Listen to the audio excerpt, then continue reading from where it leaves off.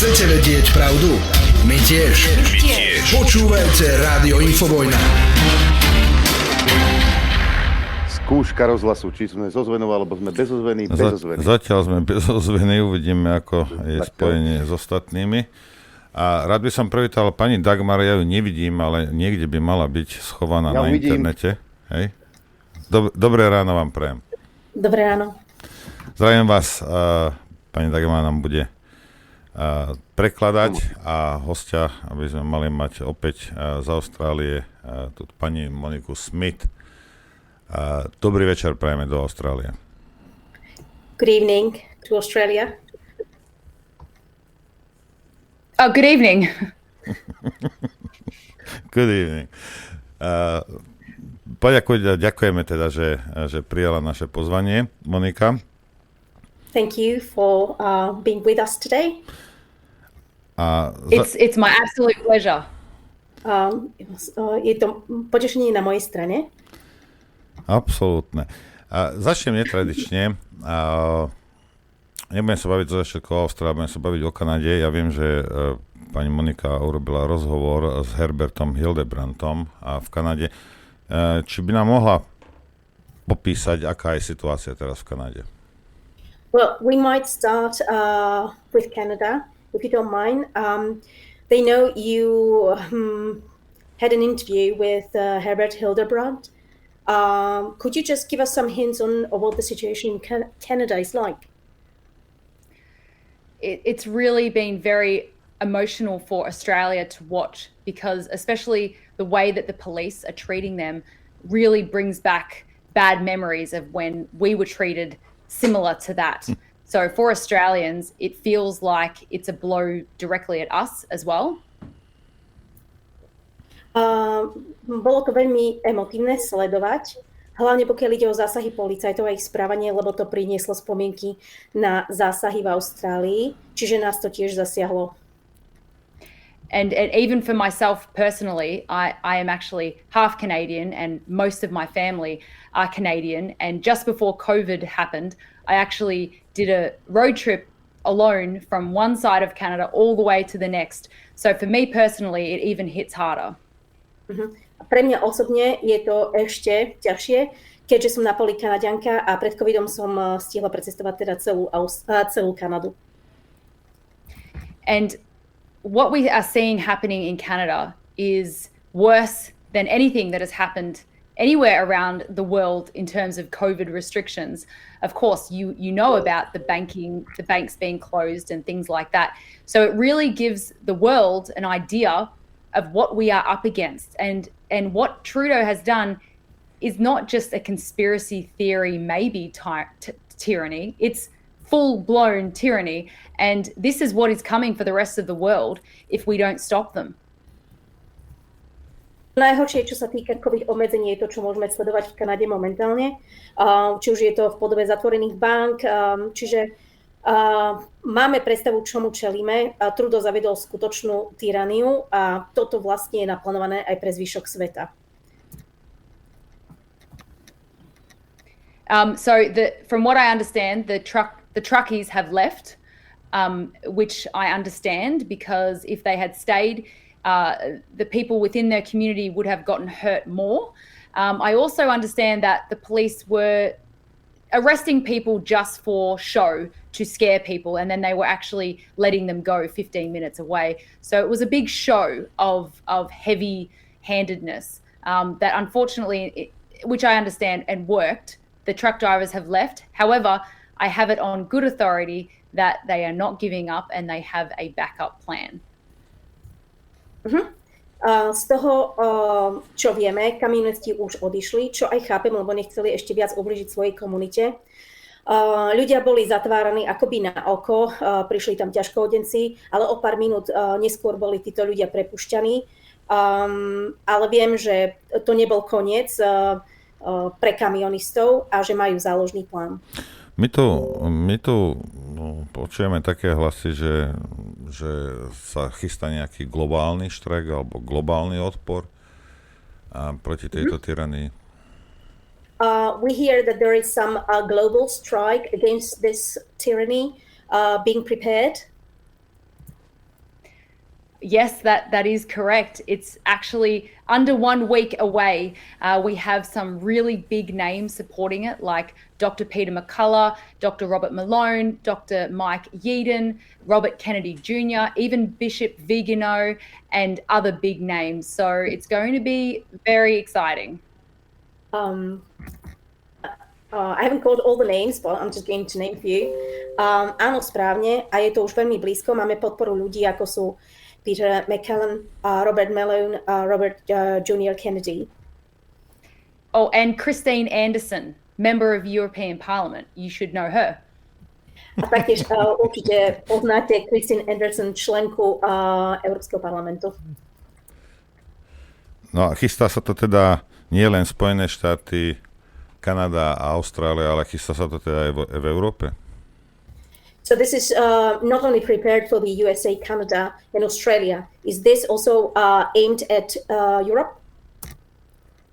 Absolutely. It is a global strike, and we call it the Global Strike Back. The website is already there, globalstrikeback.com. However, we are waiting for the official video to launch it in a big way.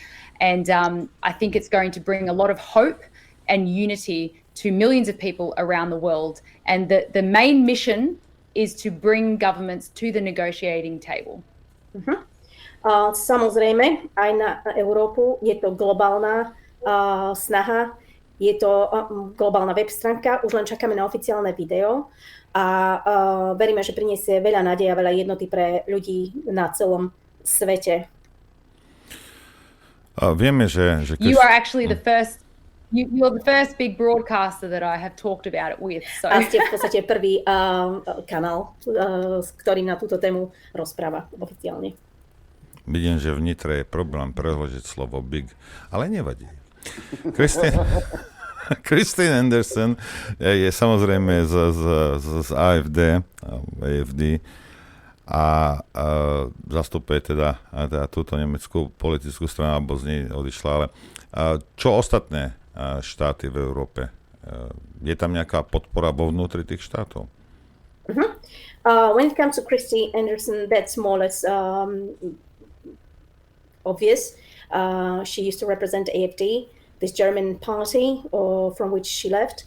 What about the support provided by other political parties in other states in Europe? Are there any? Well, unfortunately, it is difficult to get to these people because they have so much communication coming towards them. So I'm sure there are many that would want to be involved, but just don't know about it. And we can't have the video go for an hour. It needs to be 3 minutes. It needs to be short and sharp and to the point. So we only have 10 people involved in the video itself. Na nešťastie je veľmi ťažké sa dostať k mnohým z nich, lebo sú zaneprázdnení. Určite mnohí by chceli byť toho súčasťou, ale to oficiálne prvé úvodné video môže zahrňať aj tak len 10 ľudí. Okay. But I'm sure that more people will sign up once it hits really big numbers. I'm sure members of parliament will actually approach us and want to be involved, I hope. Som si ale istá, že keď sa prihlásia viacerí, keď nám porastú čísla a že aj členovia parlamenty budú chcieť byť zainteresovaní. Ja sa vrátim k tomu, čo povedala. Vy ste nepreložili, že ich cieľom je dostať teda tieto vlády tyranské za spoločný stôl a vyjednávať s nimi. A ja sa chcem spýtať, že či to má zmysel nejaký vyjednávať s tyranmi. Okay, I've missed one translation, which was you saying that you would like the governments to come down and sit by a round table. And the question is, do you think that would bring any effect to get tyrants by one table? Look, the definition of insanity is to do the same thing over and over. And that is why I've come up with this idea, because protesting has not worked to change policy. So this is just another idea. V podstate, keď sa na to pozrieme z pohľadu definície bláznovstva, je to robenie tej istej veci znova a znova. And after that insanity definition, what did you say? that we have been protesting for 2 years and it hasn't worked to change anything policy wise. So this is a new idea, and I'll keep talking after you translate that part. Protestujeme už v podstate 2 roky a nič sa ešte nezmenilo z pohľadu politického. The difference with this is the faces and the names that we have backing it means that if there was a small country in Africa, for example, that is sick of the COVID tyranny, they can approach us and we can offer expert advice to replace the experts that they already have. So they don't have to change the narrative of we are following the experts. They just need to change who the experts are, and we have them ready. So that is hopefully a difference that can make at least one government listen. Rozdiel je tu v tom, že my sme podporovaní alebo nás zastrešujú tváre a mená. Čiže keď nás osloví napríklad nejaká malá krajina v Afrike, ktorá už má dosť covidu, tak vieme im pomôcť a nahradiť tých ich akože existujúcich expertov skutočnými expertami. Moja otázka... Okay, go ahead. Yeah, one more thing is we are only asking for specific industries to strike, so that those are the industries that affect the government directly. So a waitress striking the government won't care about the waitress striking, but they will care about 10 million postal workers, aviation, bus drivers, train drivers, and so forth. Čiže žiadame vlastne, ešte k tomu doplnenie, žiadame len niektoré sektory, aby išli do štrajku. Určite nejakí tí čašníci, keď pôjdu do štrajku, vládu to až tak neovplyvní, ako keď vidie nejakých 10 miliónov poštových zamestnancov alebo šoférov do ulic, alebo teda do štrajku.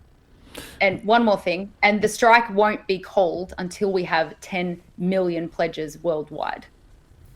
A ešte jedna vec, štrajk nebude spustený, keď nebudeme mať 10 takzvaných štrajkových ručiteľov zapísaných.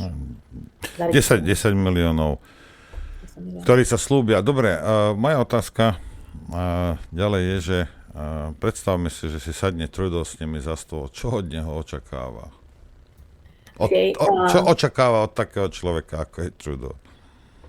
Okay, the question there. Imagine you would have Trudeau sitting by the table with people. What would you expect from him? From him or from this? Or probably he would just get worse. So it's not going to work in. Trudeau is the worst, I think. So that's a bad example. I don't think we're going to get to Trudeau. And also, we have to keep in mind that in Canada right now, striking is more or less illegal. So we are putting a disclaimer on the strike for people to adhere to their local laws, obviously. But Trudeau is a lost cause. He will never change. So I don't hope to change him. OK. Asi by bol ešte horší, keby si tam teda sadol s nimi k tomu stolu. Je to naozaj zlý príklad. Touto cestou asi nepôjdeme. V Kanade okrem toho je štrajk nelegálny. On už je vlastne stratený. Tam nie je žiadna nádej.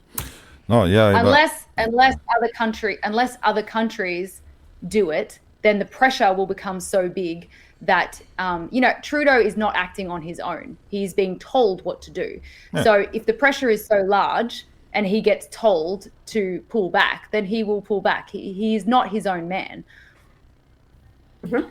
Ale ak by druhé krajiny začali a on teda vlastne nekoná sám na základe vlastných rozhodnutí a z dôvodu týchto krajín by bol na ňo vyvíjaný tlak, tak zrejme by musel taktiež zmeniť tie svoje rozhodnutia. Ona spomínala, že Trudeau je najhorší, pravdepodobne ešte nebola vo fašistickom Rakúsku, ale tak chcem sa spýtať inú vec. Aké sú prípravy v Austrálii na federálne voľby? Okay, so you said that Trudeau is the worst. You probably haven't experienced Nazis in Austria. And the question is, how is the preparation for the federal election going on in Australia? It's the most interesting election we will ever have. So firstly, the mainstream media are starting to tell some truths that we were called conspiracy theorists for. Restrictions are easing around the country because they want us to forget what they did to us.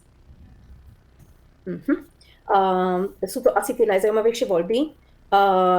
Mainstream média začínajú vlastne potvrdzovať pravdu viac menej tých konšpirátorov. And what about the local governments? Sorry, the local governments are also easing many restrictions. A miestne vlády zase uvoľňujú opatrenia, aby vlastne na to zlé voliči zabudli. Takže v Austrálii hodili spiatočku média a politici, čo sa týka tejto COVID tyranie? That media and politicians in Australia kind of reversed. Are they backpedaling? Yes, but not because they're good people, because they are trying to protect themselves, but also that they want clicks. Mainstream media want clicks, and they have realized that our community of the freedom fighters are actually very large now. And if they write articles that are true, we're going to share them and click on them. So there's that as well. Určite to nie je samozrejme preto, že sú to dobrí ľudia, ale snažia sa chrániť sami seba. Okrem toho hlavný prúd sa snaží získať kliknutia a vedia, že naša komunita bojovníkov za slobodu je obrovská a že im tieto kliknutia v prípade, ak napíšu pravdivé články, pomôže. And in terms of preparing for the federal election, there has never been more volunteers in the history of this country that want to get on the ground and start helping. And also, because the mainstream media are starting to tell the truth, we have gained a lot of new members from the community who have just realized they have been lied to for 2 years. And they really are passionate about getting involved because they're so angry. Pokiaľ ide o tú prípravu na voľby, toto je asi najväčší počet dobrovoľníkov, ktorý sa rozhodol a chce teda pomáhať vo voľbách. A tým, že vlastne hlavný prúd už začína hovoriť pravdu, začínajú sa prebudzať aj ľudia a oslovuje ich mnoho ľudí, ktorí zistili, že boli oklamaní a sú z toho nahnevaní. Ďalšia vec, potom necháme Adrianka, nech sa spýta, čo chce, ale mňa by ešte zaujímalo, čo sa deje s touto, zle mi je to povedať, ale čo sa deje s touto vakcináciou detí v Austrálii? Stavajú sa Austrálania proti tomu? Another thing, what is really happening around the vaccination of children? Do Australians actually fight against that or not? Well, we have. We even have a truck driving around the country with warning signs about not vaccinating children. But I will say, in the first week or so, it seemed like there was a lot of lineups for children getting vaccinated. But there is an article recently saying that actually the children vaccination program is failing miserably. And I think it is part to do with the hard work of Australians getting on the streets and doing letterbox drops and talking to their friends. So it's actually it's not working, which is great. Áno, dokonca máme kamión, ktorý chodí po celej Austrálii a varuje pred vakcináciou detí. Dokonca vyšiel aj článok, ktorý hovorí o tom, že tento program na podporu vakcinácie detí úplne padá, ale zabezpečili Austrálčania aj svojou aktivitou, kedy si túto informáciu zdieľali. Adrianko? Ja som mal otázky, ale všetky ale nie, všetky som... Ako ja som chcel, tak všetky si sa spýtal ty. Dobre, tak sa spýtame ešte poslednú vec. Čo majú teda nové, čo je nové medzi, čo sa udialo sa u nich v tej komunite niečo nové od vtedy, ako sme sa naposledy rozprávali koncom januára? So the last question really, what's new when it comes to your community in terms of the time from January? Okay, I will just add something to the child vaccination, if you don't mind. not going well, and I think especially the Victorian Premier, my Premier Daniel Andrews, he's actually punishing those children because from grade 3 to 6, it is mandatory for them to wear masks, but for no one else. So from grade 7 onwards, they don't have to wear masks, and from grade 3 down, they don't have to wear masks. So 3 to 6 is the exact, that's that age group. So it's the new mask rule is absolutely insane, and I think it's punishing the parents for not vaccinating their children. Takže pridám ešte niečo k tej vakcinácii detí, ak vám to nevadí. Premiér Viktórie, čiže môjho štátu, sa rozhodol trestať deti, ktoré teda vakcinované neboli, pretože zaviedol povinnosť nosiť rúška presne pre tú vekovú skupinu detí od 3. do 6. ročníka. A tým pádom sa snaží vlastne cez nich trestať rodičov. No dobre, ale vec sa má tak, že netrestá rodičov, trestá tie deti predsa, nie? The thing is, he is not really punishing parents, but children. I know, it's really terrible.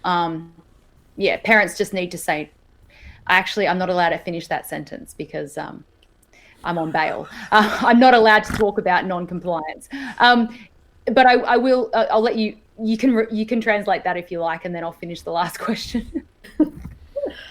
If you want to. Okay. A viem, je to strašné. Rodičia musia povedať, tu sa Monika zastavila, pretože v podstate nemôže hovoriť nič, čo by viedlo k akémukoľvek navádzaniu, takže tu sa zastavila. So I'll answer. Since January, we had one of the biggest protests in Australian history again in Canberra on the 12th of February. There was probably about 500,000 to 600,000 people. And the significance of this is that Canberra is a long way away from everywhere. It's not like Ottawa. So some people drove up to 4 days to get to Canberra for the 12th of February. Tak napríklad, čo sa udialo od januára, bol jeden z najväčších protestov, ktorý sa konal v Canbere. Bolo to 12.2. S účasťou 500 až 600 tisíc ľudí. A musíme si na to pozrieť aj z toho pohľadu, že Canberra je vlastne vzdialená od všetkého v Austrálii. To znamená, že niektorým ľuďom trvalo aj 4 dní, kým tam docestovali.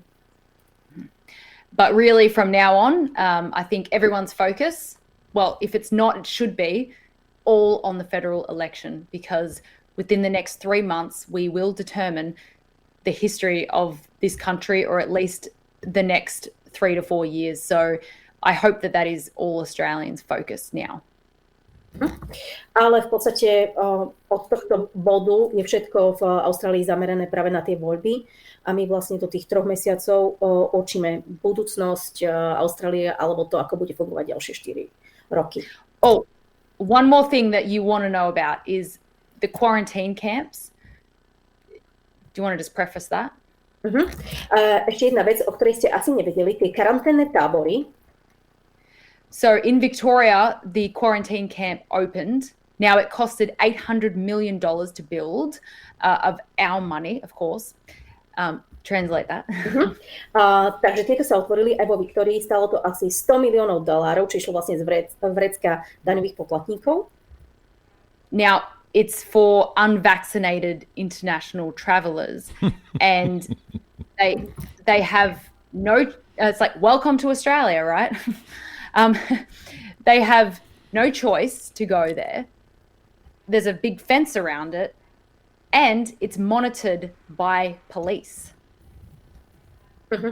Takže tieto karanténne tábory boli otvorené pre neočkovaných ľudí prichádzajúcich alebo cestujúcich do zahraničia, asi zrejme na privítanie. Tieto sú ohradené hrubým múrom a sú monitorované policajtmi. My sme niečo také tu mali nedaleko v Osvienčimi. We had something similar here in Osvienčim. In Auschwitz. Okay. Yeah. Did they send you a bill afterwards as well? Ale tam asi neposielali účty späť, čo? Nie, neposielali. Takže tieto koncentračné tábory teda ešte stále fungujú tam.